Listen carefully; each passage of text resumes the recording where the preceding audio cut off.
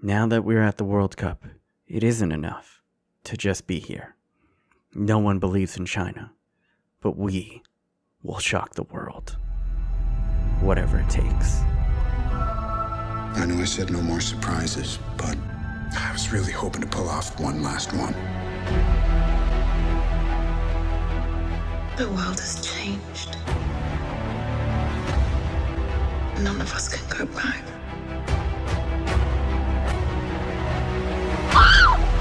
All we can do is our best. And sometimes the best that we can do is to start over.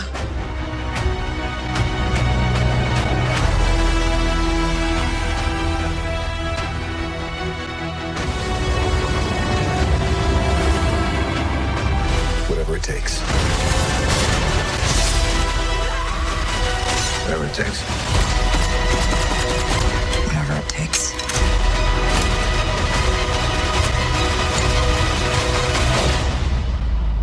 Whatever it takes.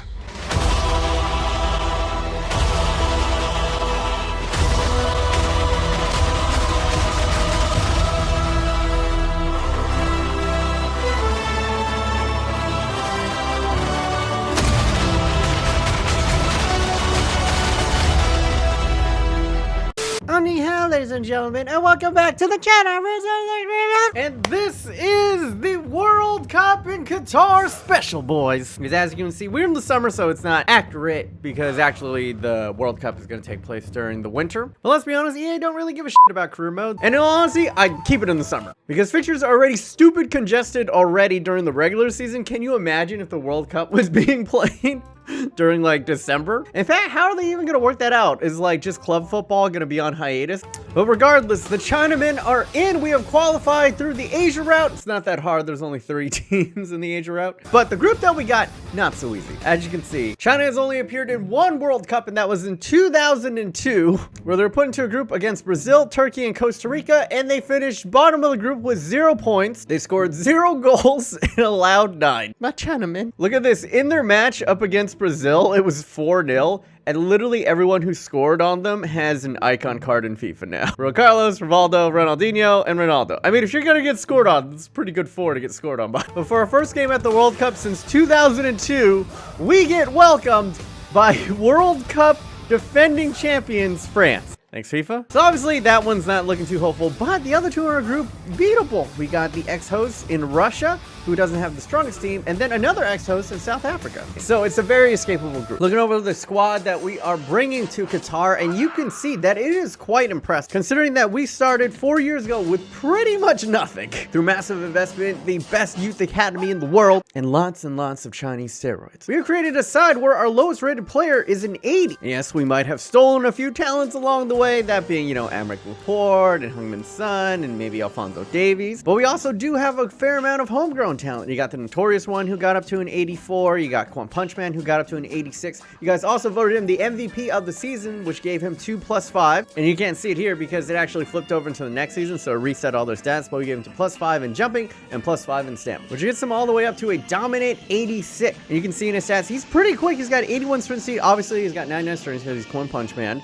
He's got pretty good acceleration. Agility, balance is like probably his weakest point, and his jumping isn't all that great. But then you get into technical stats, 92 in ball control, you got 83 in dribbling, 83 finishing, 99 long pass, 99 long shots, obviously. And as you can see, he's the same height and weight of the actual One Punch Man. And once again, destiny, because I did not alter any of that. His height and weight were exactly the same as actual One Punch Man. And then a sneaky youth product who has definitely come along in this past season, scoring 23 goals, and that is the 4'11" Notorious One. When you get into his physicals, it's not amazing. He's got 80 acceleration, 88 sprint speed, but when you get into the technicals, and I must stress to you that he isn't like a Quan Punch Man. None of this was trained. Just naturally has 99 ball control and 99 dribbling. Then of course, there is myself. The fat Asian got up to an 81 over this past season. I could have been 83, but I gained a pound last week. Also, no Asian fat watch this week because actually I'm filming this ahead of time, so I don't actually have the week to lose the pound. So we're just gonna put that on hiatus until the World Cup is over. But as you can see, the same height, weight, age. Ooh, I should probably work my like defensive work rates. Low is pretty bad. And you can see that I'm kind of a physical beast. I got really high aggression. I got really good composure, good jumping, good stamina, good sprint speed, good strength. Technical abilities, though, not so great. And then Augie Wang's pretty solid at the left back. Laporte is obviously going to be our starting center back. But there's a little bit of debate on where we should go, either between Money and the new kid who we've been training along, who's actually surpassed him because we've been training him literally every week of the regular season. And that is the big boy, Chongli. You guys might not know about Chongli, but you will in a future episode as we get more into his story. And this is the big difference between them. Money, who's served pretty well, but is only 5'10 and 156 pounds, while Chongli is 6'2 and 176 pounds. But if all things are relatively similar, I think Money might have to go to the bench and make way for Chongli. Just because if you haven't caught up on the last episode, Money was really struggling with the crosses into the box. And then on the bench, we got our backup keeper in Hagao, the shrimp dumpling. You got Tahit Chong in Manchester United, Boulay staying at a 77, Kangan Lee as the backup cam, Lu Bu as a backup CDM, Anton Wenger Humbich as a backup striker, and then a couple other backups and academy products. You remember this? It's Ryan Gosling. He got up to a 77, boys. So going into this World Cup, I felt pretty good about myself. I was like, okay, this is a team that can make some noise. They might not be the highest rated, but they aren't the lowest rated either. I would say that we're probably middle to maybe slightly above average of the pack. And this is pretty much the starting lineup for Guangzhou Evergrande, the same formation, so I know how to use this stuff. So I'm like, you know what? Bring on France. I think we could give them a run for the money. That was until I saw France's team. Yeah, to ensure France didn't take it too lightly, I did the usual thing of where I put controllers on both sides and set up their lineup. France did not take us lightly. Oh my God! 95 Mbappe up top. Behind him at the cam position, 91 Paul Pogba, 89 Onomdeble, 90 rated Conte, 90 rated Martial, 89 rated Thomas Lemar, 89 rated Lucas Hernandez, 92 Umtiti, 91 Varane, 84 Mukiele, and then an 80 Friday Lacombe, because I'm guessing Lloris has retired. This French side is the highest rated side I've ever had to play against, maybe in any FIFA ever. The average of this team is damn near 90. While I was over here with China, I was like, oh, we like about an 81 and 82. But nah, bro. We were playing FUT. This is the difference between like having an all gold team going up against an all icon team. And you thought they were done with their starting lineup? Look at this bench, bro. They have counted 1, 2, 3. 3 89s on the bench and another 88. Antoine Griezmann can't make this starting team. So this to be our opening match at the World Cup since 2002 is going to be rough because France is going to be ready. No lube and rearing up to push their shit. And here are the highlights. All right, boys. But regardless, let's take in the moment. The first World Cup for China since 2002. Yes, it is up against defending World Cup champions in France. So what? All right? We ain't scared. China is not scared. You can see all the beautiful French fans are out there. The flags are waving. But we got the Chinese. Technically, we have more fans. You know? I mean, I don't see any Chinese flags in the crowd, but we, like, number-wise, it's just a fact. But anyway, let's get into it. And early on, we were showing them a little bit of what China can do. Look at the Tiki Fata. Look at it. Liquid football to a T, but just not the finish that I was looking for. And then we're trying them from a little bit of distance. Quan Punch Man testing out the non-Lloris keeper, but then Conte coming in, singeing the crossbar there. And we finally get one out. We thought we had cleared. We thought we were safe. And then France show us why they're defending world champions. I thought we were okay there, but I turned off for a split second. Just a split second. Look at this little nod down, head down, boom, in. And that's 95 rated Kylian Mbappe right there. To put that into perspective, Mbappe is now higher rated than current Cristiano Ronaldo. But we have more chances. Biggie Smalls is in. No one's going to catch him. Through on goal, 1-on-1. Oh, God. How? Look at how far that was off. And then Pereira's in and just sends it over the crossbar. 2 brilliant chances. And then at the death of that time, Kovac, surely heavy touch. Lacombe comes up big again. And then the second half is just easy. I lay off for a split second. That's all it takes for France. Killer instinct. Knee on the neck, 95. He's higher rated than Messi and Cristiano Ronaldo are currently rated in the game. That's how deadly that man is. And then he's through. Martial, what does he do? Lays it off. Unselfish play. And now you're just rubbing it in, France. Okay, the first 2 goals, I admit, We're very, you know, the better man beat us. But it's just, toying with this easily could have been 4. And now we're deep in the hole. -3 goal differential. And France show us what the World Cup is about and what the level that we have to get to if we ever dream of even capturing a World Cup in 4 years time from now. So the second game, it meant everything. Russia versus China in the Communist Bowl. Who would reign supreme? Which comrade would come out on top? And who would be the first goal score for China ever? China has never scored a goal in World Cup history. You are witnessing history as we speak. And who else but Quan Punch Man with the 1 goal to set China on the right path, maybe to the knockout rounds of the World Cup. Beautiful layout play. First time, a little bit of a snatch at it, but there's just so much venom behind the shot that the communist keeper cannot reach out. And there we go, boys. China has finally scored a goddamn goal at the World Cup. But we weren't done yet. Oh no, we were slimming it over. Easy, okay. Okay, I don't know how to play FIFA anymore because apparently this crazy poo's gonna happen from time to time. Chong cuts it to the inside, plays it off. I thought he was offsides, but Lubu, with his 35 finishing, goes in and puts us up 2-0. And that is huge because it's gonna help us out in the goal differential, man. Even if we were to win this game, goal differential could play a huge part in the second match. And I wasn't gonna take any chances. We're in injury time. Bang Wang scoots it up. I'm Tom wasting. Ooh, give me the yellow card. I dare you, ref.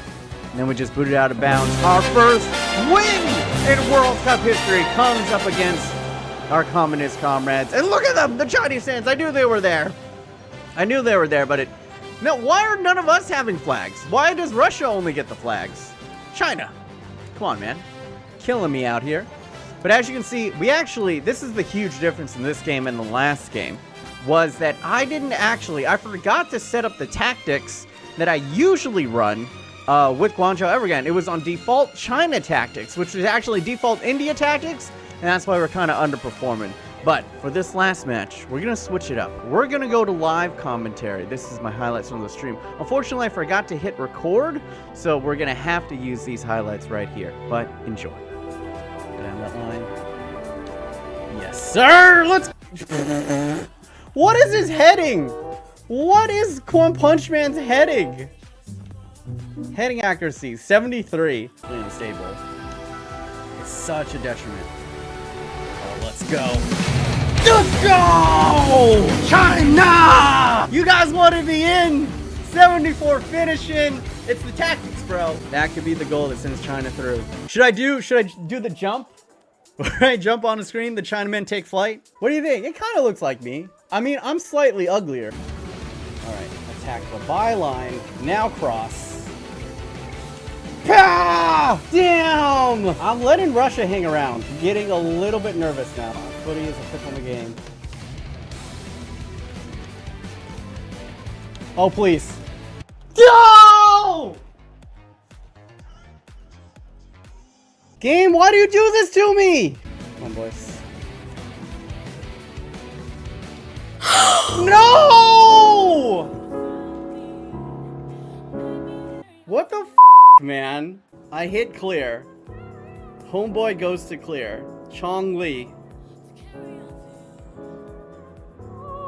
just completely misses it? I cannot believe this. Out of nothing. They've done nothing this whole match. Him and Bang Wang in perfect position. I hit clear.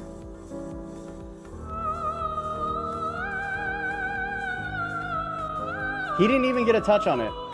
Him and Bang Wang. And that could be the way we go out. I'm tilted. I'm not gonna lie. I'm not gonna be playing good FIFA the rest of this way. Oh, now you can clear. Fuck the edge.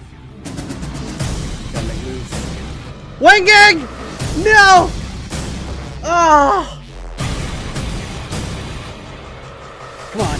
Oh. I'm not even gonna say this man's last name.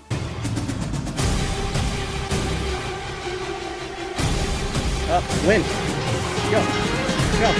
Go. Go! Kimchi! Oh, God! I was so nervous. I like tapped this, the shortest tap of all time. I thought I had overrun it. But fresh leg kimchi. Oh, God, I'm gonna hyperventilate. Do I go more defensive here? I think I do. Yeah, both of our asses can sit all the way the back. Stay back, come back. Let's go, let's go, let's go. Hold on, boys. Go for it, bro. I will do this pass all day. We're through! Woo, baby! We are fucking...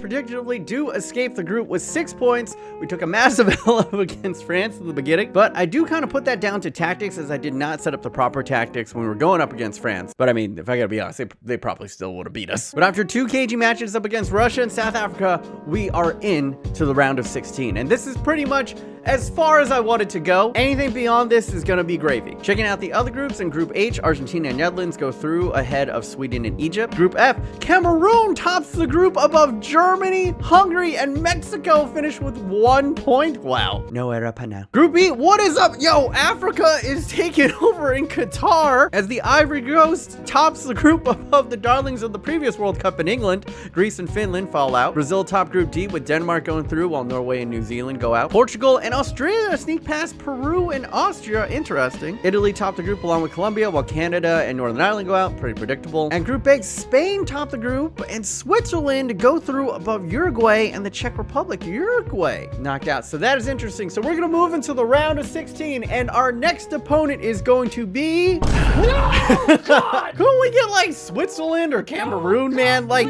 give me a little bit of something to work with. We got goddamn Lionel Messi and Aguero. But I mean, hopefully they're all old. Like, are there any good young Argentinian talents out there? There aren't any, right? Yeah, this is probably going to be Dybala's team. But you have China versus Messi to look forward to in the next episode. I don't know exactly how I'm going to format it because obviously if we lose to Argentina, I'm probably just going to go right into the next season. But if we continue on a run, get a little bit of magic here and there, it might be the complete part of that episode. Vote up in the eye thingies. Do you want the next episode just to be a World Cup focus, or if I bow out relatively quickly, you want to just go into the next season? And also, I think from here on out, every single major cup match, as well as every single match that I play in the World Cup, I'm going to be doing live commentary, so it just feels a little bit more engaged, and it's kind of more of the vibe as you saw from the highlights of the stream. So go ahead, vote up in the eye thingies, or let me know in the comments down below how you guys feel about that. And thank you to everybody who's up on my Twitch poos, all of my Twitch Prime subscribers and non-Prime subscribers. You guys are helping making this series possible. It's not the biggest view getter, but it's because of the support of all these fine young gentlemen, and also all of you guys who go ahead and view this every single week, that this is a lot more viable than it used to be. And if you really are enjoying this series, if you're really loving this series, hop over to the Twitchy Poos and throw a sub down. But if you can't afford it, no problem. A like or a sub is also very much appreciated. But yeah, that's pretty much going to be it from me. If you want to get all caught up on the series, go ahead and click over here, Daisy Poos, or if you want to go ahead and check out my Tournament of Positions FIFA 19 Experiment series. It's quite ridiculous. In the last one, I had to do a forfeit where I had to order whatever the person in front of me at KFC ordered. But yeah, that's it for me, B-Monos. Hopefully you guys are having a wonderful day. Remember to stay yourself, stay humble, and until next time, guys, jogging.